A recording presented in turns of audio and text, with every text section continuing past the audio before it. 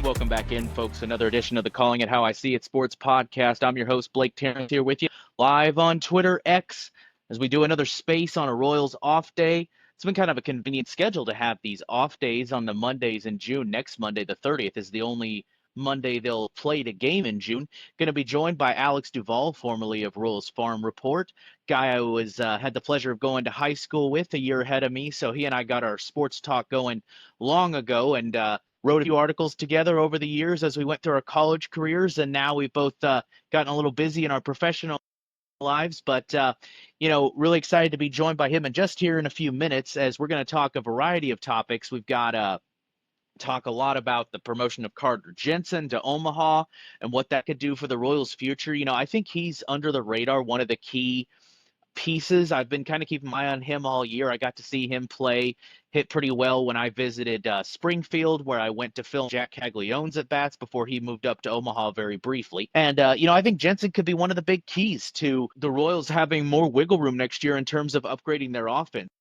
Salvador Perez, of course, almost certainly, even if he comes back, going to be on a drastically lower salary than he's making right now. But, if he still has aspirations to catch, if he still wants to be a full-timer, that may not be in the Royals' best interest past this year. But in order for them to be able to actually play that card, they've got to have more than one capable catcher. Now, they have a depth of catcher prospects, it looks like, but most of those guys are pretty far away. Blake Mitchell, Ramon Ramirez, but Jensen are now knocking on the door. Just made it to Omaha. And if he can, be a perfect platoon to Freddie Fermin, and, Salvi can either come back here if he's willing to take, rotational first baseman DH, Mark Canha type role and the commiserate salary, well, then we could talk. But if he still thinks he's an everyday catcher, he may have to do that somewhere else, as hard as that would be. So that's a key piece of the Royals being able to upgrade their offense. And, of course, we'll talk about some of the other main offensive issues that have plagued this team and organization. It all starts at the major league level, but there's been some issues up and down the organization hitting-wise. I go back to my three keys that I started the season with. Maikel Garcia needs to break out, check. The Royals need to be more aggressive internally with transactions and not talk about not having depth until, we get to see what that depth can do. Check. And then we needed to see an improvement all across the organization when it came to hitting. And there's been a little bit of that, but certainly not as much as we would have liked to see. And, when you have key guys like Gavin Cross really struggling, other guys that could help out in the outfield a little bit. MJ Melendez not progressing. Tyler Gentry is another guy that's been really struggling down in Omaha. And there's a lot of examples of organization-wide trends that we need to talk about. Of course, we'll talk a little bit about the trade deadline. I know Alex just tweeted about potential scenarios of getting Seth Lugo to a different team in hopes of upgrading the organization. So let's talk about all that. And I believe, Alex just joined. What's up, man? How you doing? Blake, my man, how are you doing? I'm good, man. I just did the little intro, and you kind of hopped in right when I was about to run out of stuff to say. So thanks for saving me. Anyway, let's do this. Let's do this. So I think we got to start with the Carter Jensen promotion, because that's the freshest news, and I think could be, I haven't seen him talked about in this way, probably because he's still, 21 years old. He's still got a few things to work on. We don't want to put too much pressure on prospects. We already might have done that to Jack Caglione. But I think medium long term, his story could be one of the biggest things that informs what the Royals do this offseason, because I talked quite a bit in my little intro just there about how a lot of the discussion centered around Salvador Perez this year, as he hasn't really been the typical cleanup hitter the Royals needed him to be until maybe starting to heat up lately, has been, how do you have these conversations with him, and, what's the solution? Because he's more tolerable of a hitter if he's catching, but you really need him to be more effective at bat. How do you spell him? Well, Carter Jensen could throw kind of a door number 3 into those plans as I see it, because he can be ready by at least some point next year to platoon with Freddie Fermin. You have a lot of options there, because of course, whether he comes back or not, we assume Salvi would be on a much lower salary than he is this year. He's finishing out that big extension he got a few years ago. But, if Jensen, as a left-handed hitter, can be a key part of the rotation, that gives the Royals even more negotiating ability. If Salvi wants to come back as kind of a rotating first baseman DH role, the right-hander to mix in with Vinny and Jack, and you can kind of get him in that, I think he'd be a little higher than that, but sort of the role Mark Canha's filling, and he's chill with that role and a commiserate salary, well, maybe we can talk. But if he still thinks he's an everyday catcher, maybe he's got to try that somewhere else as the Royals try to upgrade their offense. So circling back to what originally started all this and the Carter Jensen call up, how do you see him faring in Omaha, and what do you think about that medium-term projection I made to next year of whether he could be a key piece for the major league club? Yeah, let's start with Salvi, because I think the thing we need to establish with him is that I would be utterly shocked if the Royals do not pick up his club option, right? So I am assuming 99.99999%, barring a massive injury, Salvador Perez will be the primary catcher again next season. Now, that could come with a couple caveats. Number one, Salvador Perez could enter this offseason and say, hey, this is going to be it. I'm going to play 2026, and then it's my time. They could also work out an extension. So the club option, I'm assuming, I think it's for like $20 million. I think it's right around there, 16, $20 Is million. it? See, I had it in my head that it was a significant reduction. I thought it was like 12, 13 million. We ought to look that up because I expected us to be closer to maybe you're right, because that's about what he's making now. But for some odd reason, No, I had it in my like head that 20. And well, the 20, right? Value of his contract's about 20. So right, and I had it in my head that the option was cheaper than the first years. I could be wrong on that, but anyway, it's possible. But I think the most likely thing is that he plays on that option. But it's also, I think, very likely they say, hey, let's do a 2-year deal worth 22, 23 million. And then that'll be it for Salvador Perez, right? So anyway, the nice thing about that is I think it gives us time with Carter Jensen, because, and I'll go with this first. When they promoted Jack to Omaha, the thing that I think most Royals fans understand about Omaha is that guys they're the guys. When they get to Omaha, they hit, because it is a hitter's paradise. The whole, I don't know what they call the league anymore. It used to be the Pacific League. it's not that anymore, huh? I didn't even know that. Dream. Well, at one point during COVID, they changed it to just the AAA East. I don't know what they call it anymore, but it's a hitter's paradise, right? And so I tweeted out when Jack was in AA, I'm like, once he gets promoted, wait 3 weeks because he's coming, right? There's no scenario for most of these prospects. I mean, Nick Prado, MJ Melendez, Bobby Witt Jr., every single one of them got to AAA in a rake, the ones who really mattered, right? So when Jensen gets there, I expect he's going to hit at least at some point this season. And then it's going to be a conversation of what is the plan? Are we planning on him being a September call-up just, for a cup of tea? Are we planning on him taking a while? Is this trade bait? Sometimes clubs move a guy up, show that he can handle a new level right before they trade him. I think it's fascinating, because what you would not do is move Carter Jensen up if you weren't planning on something happening this year, be it a trade or call-up, because, like I said, you have to assume he's going to hit. So what? We move up 21-year-old. He's about to turn 22 to AAA. It's August. He's batting 340. And then what? Like, you're just going to let him do that in Omaha? Probably not. So are you thinking he might be able to handle the big leagues this year? Are you planning on trading him? I'm fascinated. I am, honestly, I'm shocked. I thought they would let him stay in AA most of the year, chalk it up to a defensive thing. He's working on the pitchers, he's catching, he's, working on getting whatever down offensively. And they have not done that at all. I mean, frankly, I think he deserved it, but I am shocked they actually pulled the trigger. So I'm not really sure what to think, but I'm excited. I know I'm excited. It's just it's really cool. So if they don't trade him this year, is he, what position is he in at Omaha? Like, I guess part of that could informed by if he gets the cup of coffee at the majors in September and how that goes. But if all goes well, and let's say he does get a little cup of coffee and flashes a little bit, so either way, if they bring him back, Salvi back on the option, or a 2-year extension for slightly less per whatever it is, do you see is Jensen in a spot where they're wanting him to be the main guy, so Salvi doesn't have to be anymore in the last year or two of his career? Is it he has to earn it more than most guys because he's got Salvi blocking him? Like, what's the dynamics going on there, you think, if they don't trade him this year? Well, the beauty of a extension for Sal would be that Sal can come back next year, be the primary catcher as Jensen kind of weaves his way in.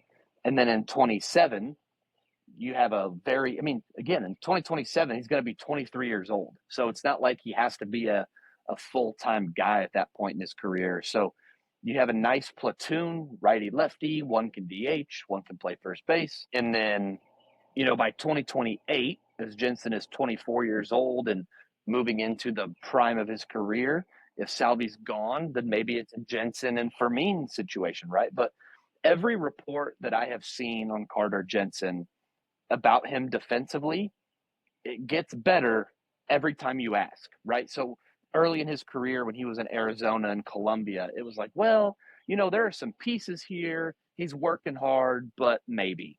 And then as he got into high A, it was like, hey, this kid's really improved. Like, he's got a shot to catch long term. And ever since he got to Double A, I don't really know that there are legitimate questions about whether he can catch long term. Now, with all that being said, the framing metrics, the throwing, everything about MJ Melendez behind the plate looked fantastic until he got to the big leagues. So there's always an asterisk on catchers, and the reality is it's hard. It is probably the hardest position on the field. Now, if they go to ABS, that changes everything because the framing value no longer matters. It's just automatic balls and strikes, and let's go to town.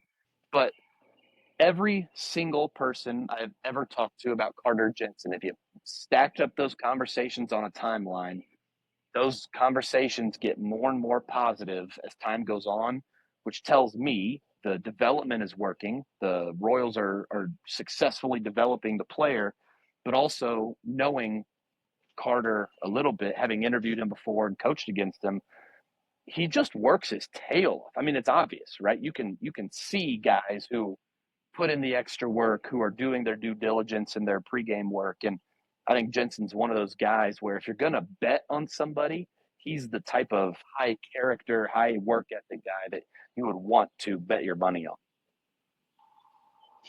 Okay, and my cousin Josh, who's listening, he can Google as well as everybody else, so we'll trust him that he was able to Google while we're yapping. He confirmed it's a $13.5 mutual option for Salvi with a $2 million buyout, which I believe the way it works on mutual options is that the buyout's only paid if the team declines it, right? So if Salvi were to decline his end, then the Royals would be off the hook for the buyout too, I think.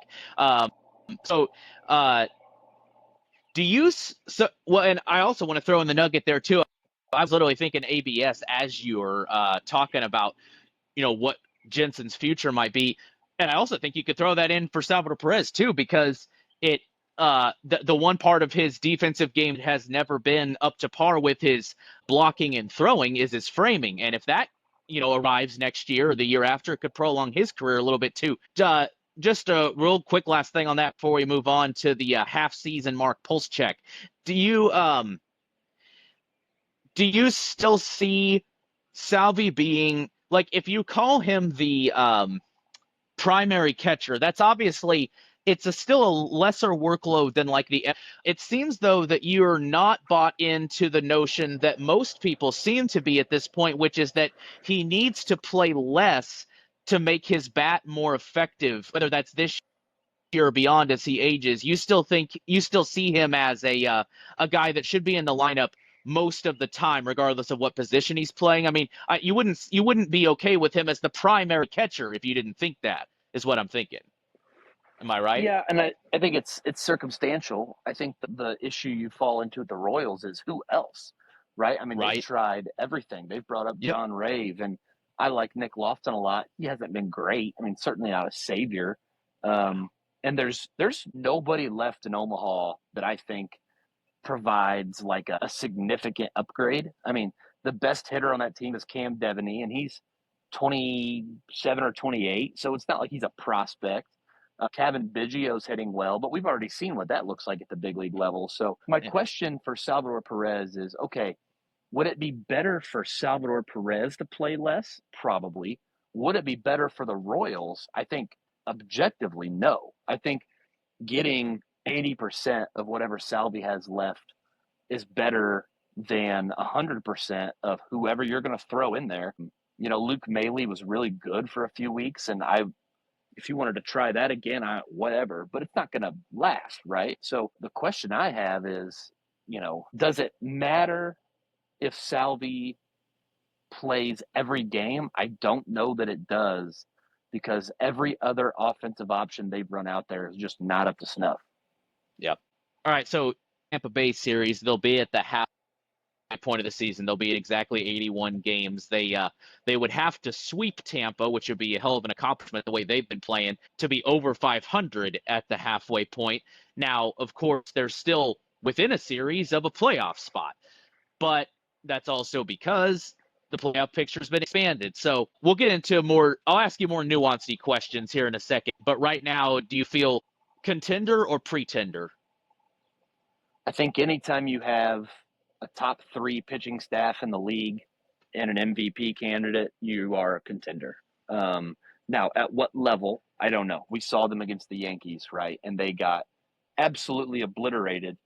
And then the Yankees went off and got swept by the Red Sox and didn't score for a week. So it's not like the Yankees were playing dominant baseball when they came in, and the Royals weren't even close. However, I also think you go into San Diego, show that you can compete for a series, and go to Texas, who has the best pitching staff in the league, in my opinion. Yeah. And put up some runs. I think you're clearly a contender. The question I have is, and I know we have this on the list later on, but I think they tie in together, is when you're talking about a guy like Seth Lugo, you know, I like I said, if you have a top 3 pitching staff and an MVP candidate, you're a contender. But the Royals offense, unless they can figure out something, and I think Jack Caglione answers a small piece of that, but unless you can figure something out, it's just probably going to be about what they were last season, unless you get hot, which I think is fine.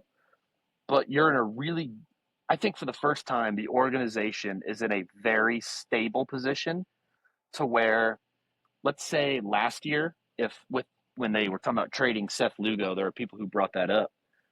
I thought that was, you know, ridiculous. You were coming off a 106 loss season. Why would you trade your ace, a Cy Young potential winner, when you're finally good? I think what the Royals have shown us this year is that last year was not a fluke, that as long as they continue to stay healthy, that they can be a year after year playoff contender. And so if they were to make a move like trading Lugo this year, I would be okay with that, because while I don't think they're primed for like a World Series run, I do think over the last 18 months, the Royals have shown us we can pitch. We're working on bringing in more hitters. And if we can find a bat or two, we're going to have a really, really, really strong baseball club. You're just not quite there yet. So it's a coin flip to me. They're not pretenders in the sense that they're going to fall apart, and I don't think they have a shot at making the playoffs. It's just a matter of how deep do you think they can get, and how likely is it that they can, you know, better than they did last year. That's where my questions begin. Is I'm less confident in their ability to get to the ALCS, and I'm really, really confident in their ability to make the playoffs. Yeah, makes sense to me. I'm curious. I want to get your take on this, because you mentioned something there that, you know, you talk about like last year wasn't a fluke. I feel like you could say that in a positive or negative. Like the pitching staff was not a fluke. Bobby's not a fluke. You know, their general stability that you talked about there is not a fluke.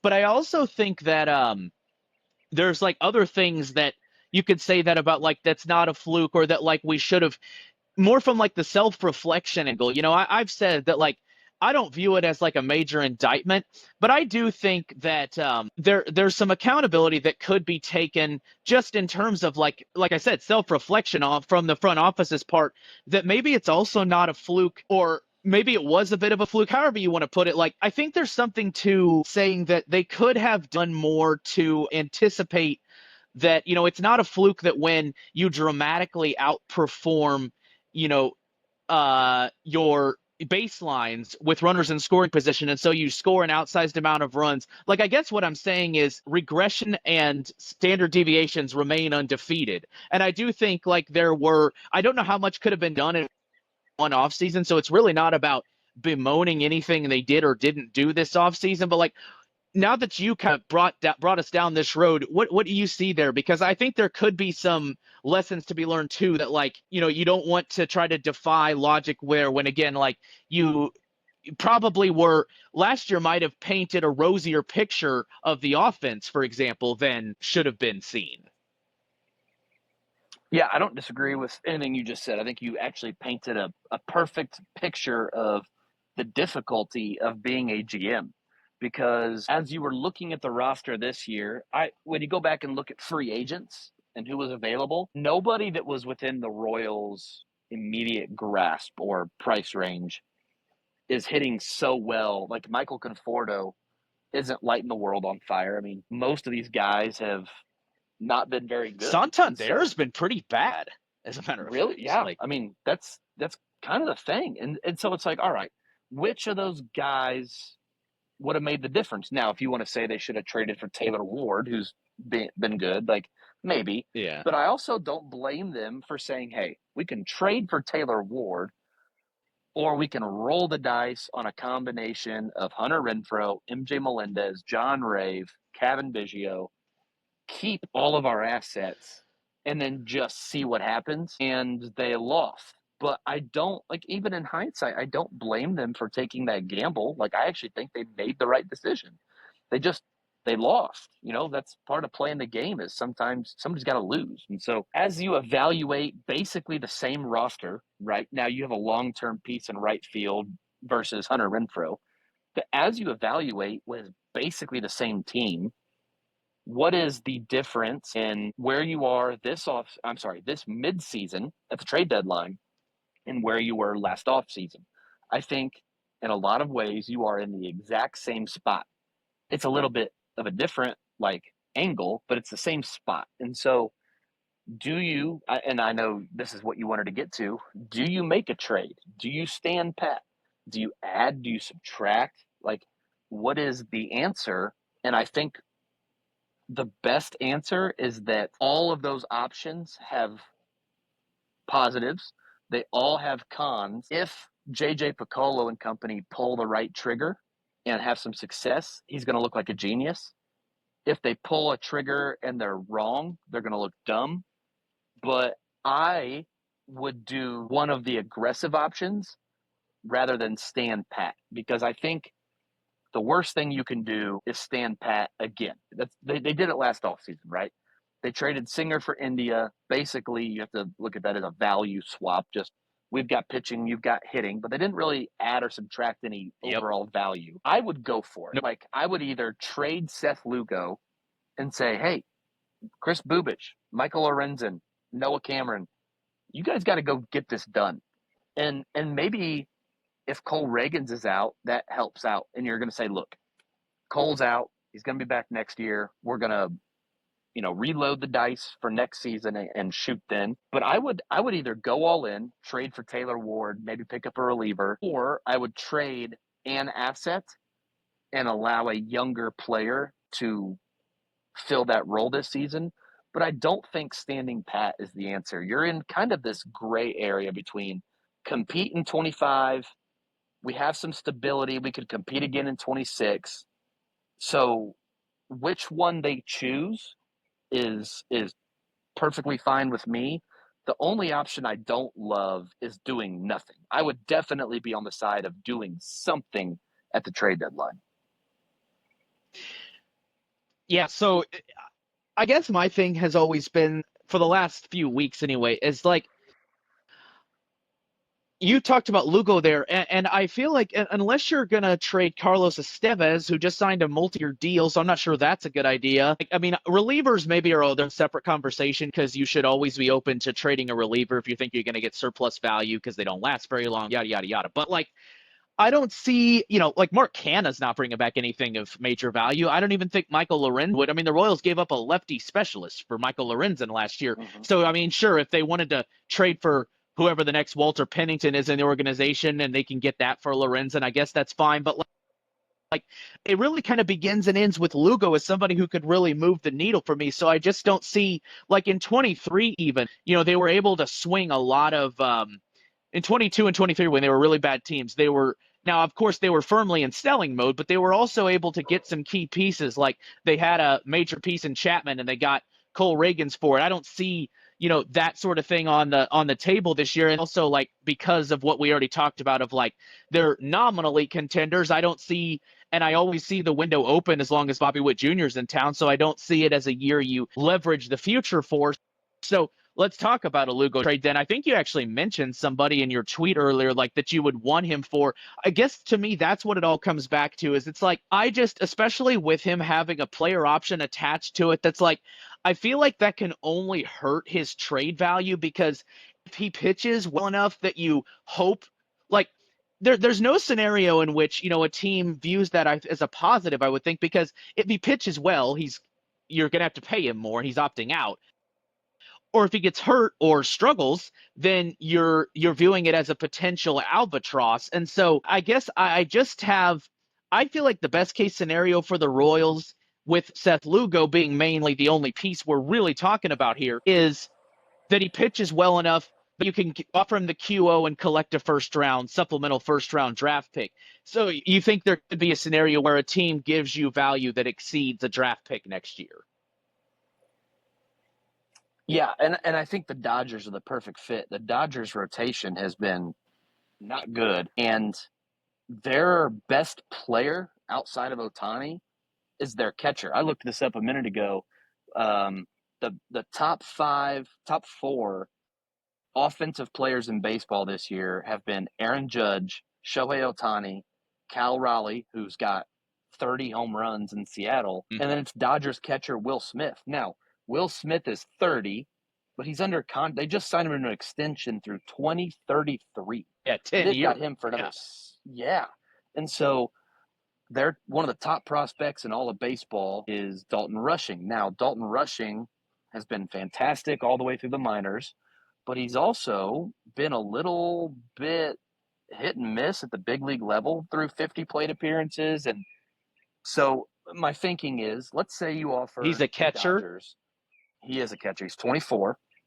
So let's say you offer the Dodgers Carter Jensen, Seth Lugo, and another piece, maybe like an Asbel Gonzalez, a really toolsy center fielder who's in low A. Yeah. Or maybe would they give you Dalton Rushing? Now you're losing Carter Jensen, but I think by all accounts, pretty much every evaluator in baseball would take Dalton Rushing. Right? He is one of the best in terms of. Well, lots of catchers. It wouldn't have to be Jensen. It could be Blake Mitchell. It could be Ramon Ramirez. I like where you're going with this. The problem with Blake Mitchell right now is he just hasn't played this year, right? So if you're going to make the move this year, which, by the way, might be the only time you can ever get the Dodgers to listen on Rushing, because I think if he has any amount of success, he's staying or he's out of your price range. So you give him Jensen, who's the younger player in A, or you potentially, maybe Daniel Lynch is involved in that trade, right? So you give them a couple of arms, a bat, and you potentially bring back your long-term catching replacement, where moving into next season, Seth Lugo's contract comes off the books, Hunter Renfroe comes off the books, Salvador Perez becomes cheaper. You got a little money to play with, and you never have to worry about catching for the next 5 years. Because in theory, Dalton Rushing is the solution. And by the way, if Dalton Rushing were to not work out, well, then most of your other plans probably weren't going to matter too much anyway. Right. And you still have other catchers coming through your system. Absolutely. And so, and there you go. So that's like a safety net, I guess, if you wanted to put it that way. But with Seth Lugo, I mean, let's be honest, Blake. I mean, just answer the question. if Cole Reagans doesn't pitch again this year, what percent odds would you think the Royals have of getting to the ALCS? If he doesn't pitch again until 2026? Yeah. It's a shift the rotator cuff stat. Yeah. To the ALCS, I mean, it would be in the ones. Like, right. So I mean, if they get news back soon that Cole Reagans is in worse shape than they thought, and they traded Seth Lugo, like, it would be extremely difficult to blame them. Like, if they want to add and go for it, I get it. I'm all on board. I'm loving it. If they sell, I get it. Like, I can't blame them for saying, hey, we're stable. We're going to be good again next year. We're going to trade Lugo. It's going to suck, but we think we have the arms to compete. We know we have Bobby Witt Jr. and Vinny.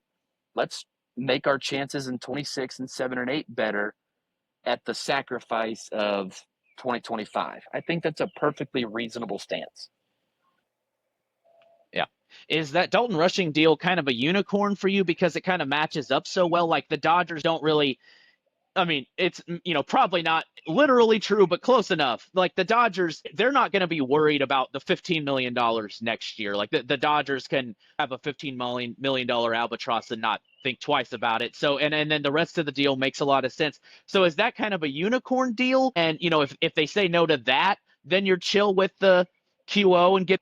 But I think the thing with the Dodgers and Lugo is if you wanted a chance to sign him in the offseason, it gives you a 3-month head start in terms of introducing him to Dodger baseball. And I also think with Lugo, there are some of his peripheral metrics that are down this year, but his ERA is actually lower this year than it was last year. And he has shown that as a starter, throwing 8 pitches and having an ability to work counts despite only throwing 92, that you could reasonably sign him to another 3-year, more likely a 2-year deal this offseason, and be comfortable with Seth Lugo as like your 3 or 4 if you're the Dodgers going into next year, hopefully providing some stability to a pitching staff that can't stay healthy. So, I don't know. I think Seth Lugo makes sense for any contender because he's been so good. But I think with the Dodgers, just they don't have to worry about developing bats. They've already got Will Smith. Like, you could trade a Dalton Rushing and not blink. Now, would they? I don't know. I have no idea if they're open to trading him. I have no way of knowing that. But Sure. That would be where I would aim. And if I was the Royals, I would add in a Carter Jensen, a Daniel Lynch, an Asbel Gonzalez. Like, what else do you want? Let's make sure that the rushing for Lugo scenario gets accomplished because this helps us for 8 years to come, not just 25. Sure. So, everybody, it seems like everybody's got their own kind of inflection point. So, you've got, people always say, like, you don't want to make any major changes to your roster till like a month into the season. We've heard that, Dayton Moore had the 40 what you are, or like start drawing definitive conclusions about your team. And I'm also curious what you think, like, about, I feel like there's a difference between deciding what you are and then like making decisions that are based on that. You know what I mean? Because, like, I think you can start get conclusions after a certain point, but still not want to, make any definitive moves that way. So, like, I'm curious what your number is, and then, when you actually. So again, 97 games after the All-Star break, you're about at the century mark, or about at the 2/3 mark. You've, at that point, you're about 2.5, 3 weeks out from the deadline. Is that the only time? Because you hear so much, it's too early when we start talking about trades now. So is that the only time it's acceptable to actually act on the conclusions you've made? Where are you at on all that stuff?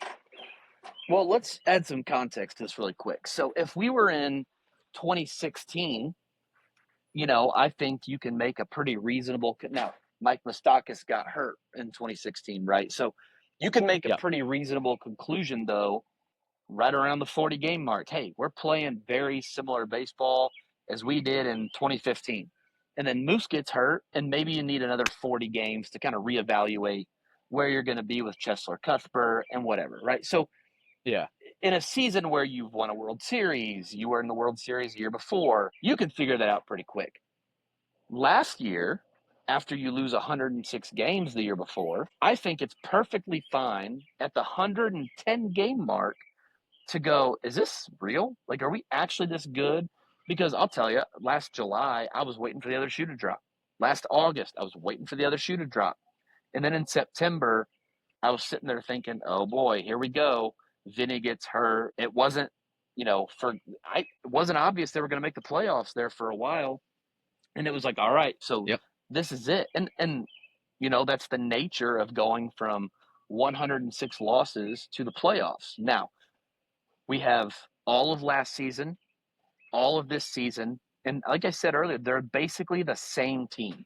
So I think it's fair if you're right now analyzing this team and saying, I know exactly what they are. They have a great pitching staff. They play good, not great defense. And they have a couple of stars on the offense, but they struggle for the most part. Like, is anybody going to disagree with anything I just said? And so I think the question then is, do you think that the team that I just described warrants keeping a Seth Lugo this year to compete for a World Series the last year that you will have Seth Lugo? Probably. So my answer is, I don't care. I don't know. Like, if you want to keep Seth Lugo and go for it, all right, I'm down. If you want to trade Seth Lugo, all right, I'm down.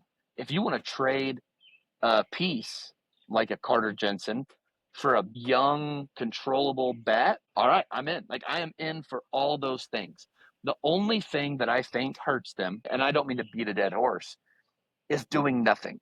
Because by doing nothing, you are inevitably going to go into next offseason, into the next opening day, with the exact same team again, which we, I think, all agree isn't good enough.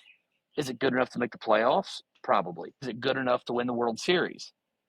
I think obviously not, unless you get some lucky breaks. So I would find one way to change it up a little bit and then give yourself the back half of the season to reevaluate. What does this team look like without Seth Lugo? What does this team look like with Taylor Ward? What does this team look like with Jesus Sanchez, right? Like, add a piece, remove a piece, see what happens. And then you have half of a season, potentially the playoffs, and the off season to reevaluate what you think the team is, rather than sitting on the exact same hand of cards you've been playing with for 18 months and working out to the exact same conclusion.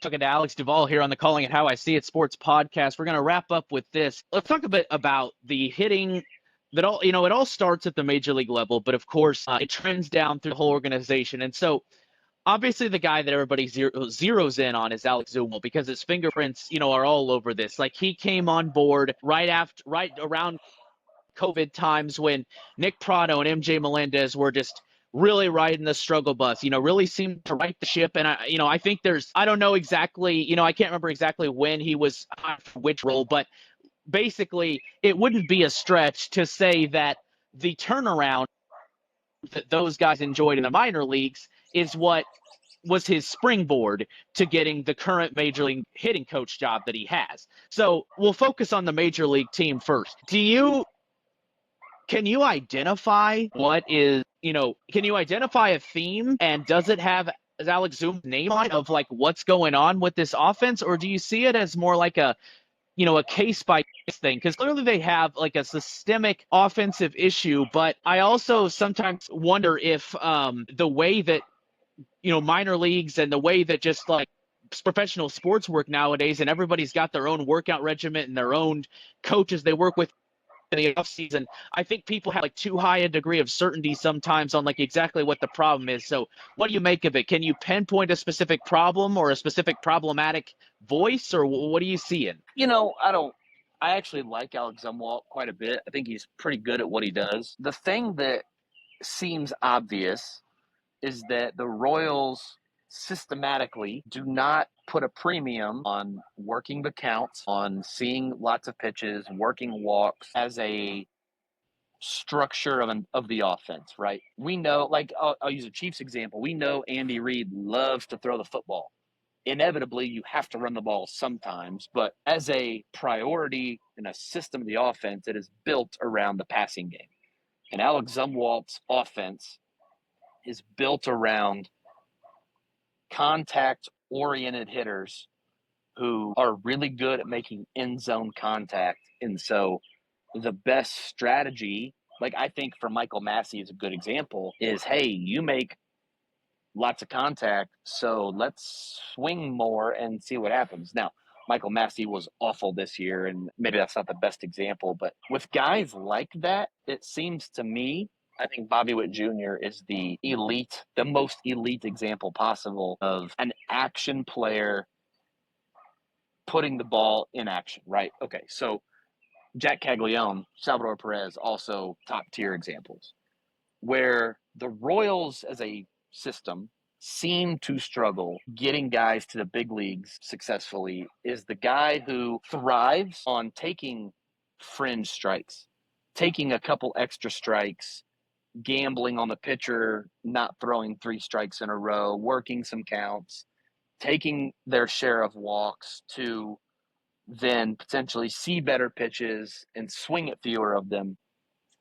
You know, and I think part of that is on Zumwalt, and part of that is on the scouting department potentially misidentifying what is important or what it is they see or what it is, what kind of data they're giving to Zumwalt. And I think the more that I think about the offense, like, and I tweeted this out the other day, and I'd be curious to know what your thoughts are, but which hitter are we the most upset about not performing? Because very clearly, Alex Zumwalt had a hand in Maikel Garcia's turnaround. Maikel Garcia has talked about it, all the work he did this offseason with Zumwalt. So it's not like the guy can't teach hitting. Like we have plenty of examples of him having some success. But the reason you have multiple hitting coaches now at the big league level is, okay, you know, Maikel Garcia, Jack Caglione, Salvador Perez, Bobby Witt Jr. have a lot of success doing this thing, but Jonathan India has a lot of success doing something entirely different.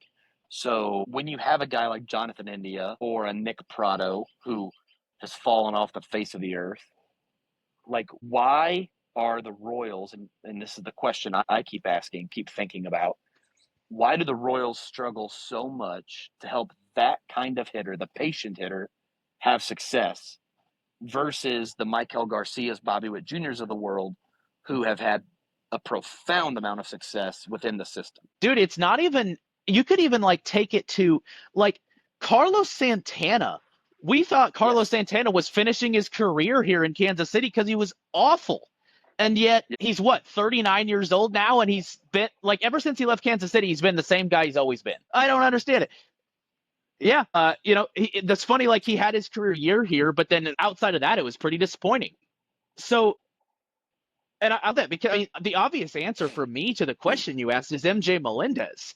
I mean, where would they be if MJ Melendez had, if it had gone as well for him this year as it has poorly, if that made sense? Like, if it had gone the exact opposite direction, you know, like, I don't think anybody ever expected Melendez to be a high average, high contact hitter. He really, even after last year when everything was just so just like hot and cold, he was literally, I would have said, 25 points of batting average, a few walks, which then increases his potential for power. He wasn't that far away. Now, he was clearly not, except like what he was not good enough, but he wasn't terribly far away.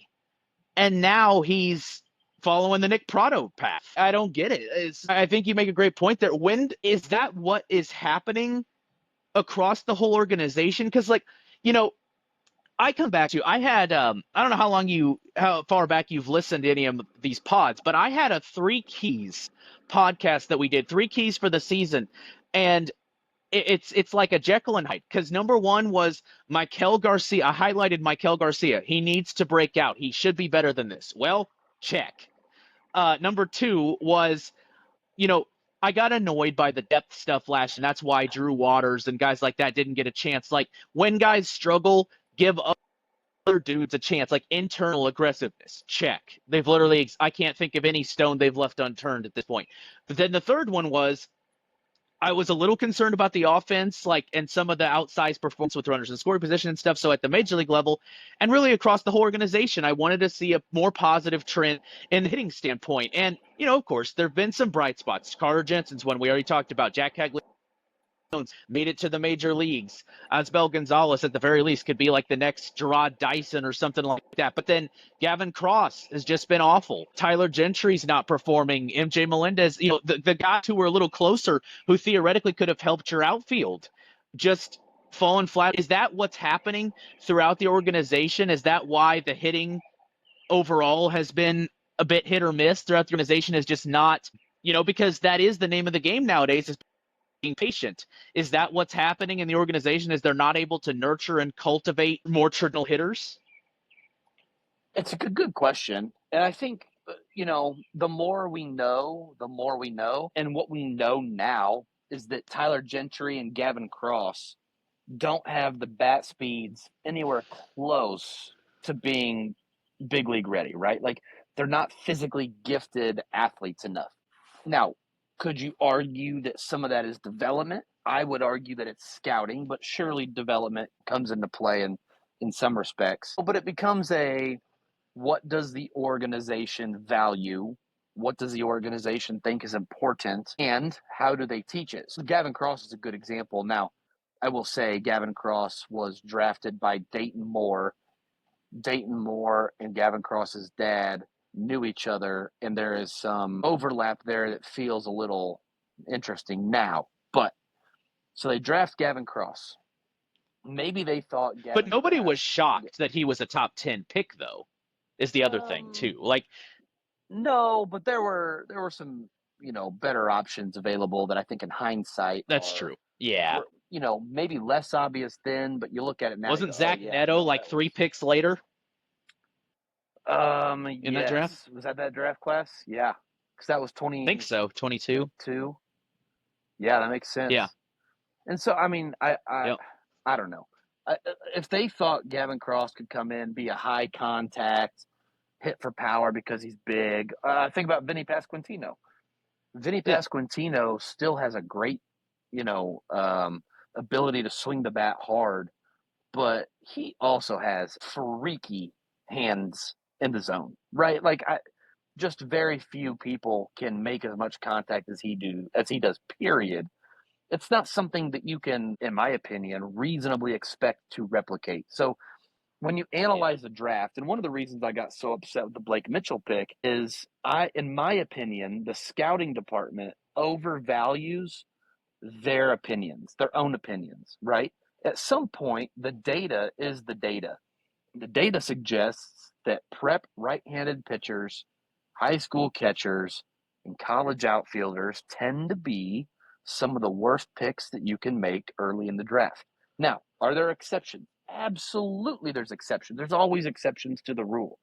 But the more that you play the odds, the better or worse you can expect to do. And the Royals, for a few drafts in a row, took a prep pitcher, prep catcher, and I'm talking about Mazzucato, Caderna, Jensen, Yeah. Blake Mitchell, Gavin Cross. Now, did one of those work out in Carter Jensen? Absolutely. The rest of those guys are all in prospect purgatory right now. And so it's like, okay. Is David Shields going to break the prep pitcher trend? I mean, you tell me he throws 89, 91. As of right now, I can't confidently tell you the Royals have the ability to develop that. Frank Mazzucato throws the same speed as he did in high school. So, you know, at what point as a scouting department, for me, thinking about the offense all the way to the big league level, do you look at yourself in the mirror and go, okay, we thought this thing was important. Whatever it is you're prioritizing was important. Maybe we've been looking at it wrong and need to start valuing these other traits and then teach the traits that we think are important and potentially flip it. You know, you can't draft Bobby Witt Jr.'s hands and speed and strength in every draft. So it's interesting. I've been very vocal about disagreeing strongly with the Royals draft strategy at times, but I was wrong about Jack Caglione. Of course, I thought he was going to try to two-way, and I hated that. I wasn't ready for him to be a two-way guy, so I'll put an asterisk there. We don't need a Brendan McKay do-over. Absolutely. Is that what is that the solution? Is that the secret here? Like, college outfielders are a bad investment that high up, so you draft a college first baseman and go like, please let him be athletic enough to play the outfield. Please let him. Is that the? Well, anytime you get a one-off athlete like that, I mean, it's a safe bet. I mean, he is such a freak. You throw him in right field. He's been there for a month, and all of a sudden he's robbing home runs at the big league level. Like, again, you talk about Bobby Witt Jr. just being a freak. Like, yeah, go draft those guys. Yeah. Let's see how they turn out. How long do you see Jack sticking in right? Long-term, permanently. Really? Yeah, I would extend. Yeah, it's extend Jack, both of them. I would let it ride. I would make Jack the right fielder long-term, let Vinny play first base, and be done with it. I wouldn't touch it. The man has spoken. I think it's the perfect time up, man. That's Alex Duvall, formerly of Royals Farm Report. You can still catch all his tweets and analysis of the Royals. I'm sure we'll have you back on again soon, man. Thanks so much for joining us. Absolutely, brother. I appreciate you. That's Alex Duvall here on the Calling It How I See It Sports Podcast.